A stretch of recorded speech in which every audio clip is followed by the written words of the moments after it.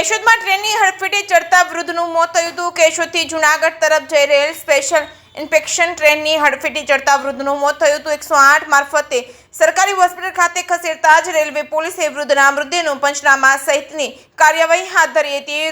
વૃદ્ધ railway track ઓળંગતા હતા ત્યારે સર્જાયો હતો અકસ્માતનો ભોગ બનેલ કેશોદના વૃદ્ધનું નામ પ્રેમશંકર ઉર્ફે પ્રફુલભાઈ શાંતિલાલ જોશી, ઉંમર વર્ષ 75 હોવાનું જાણવા મળ્યું હતું। અકસ્માતની ઘટના અંગે રેલવે પોલીસે તપાસ હાથ ધરી છે। જે કેસની ગુજરાતી સાથે રાજુ પંડ્યા, કેશોદ।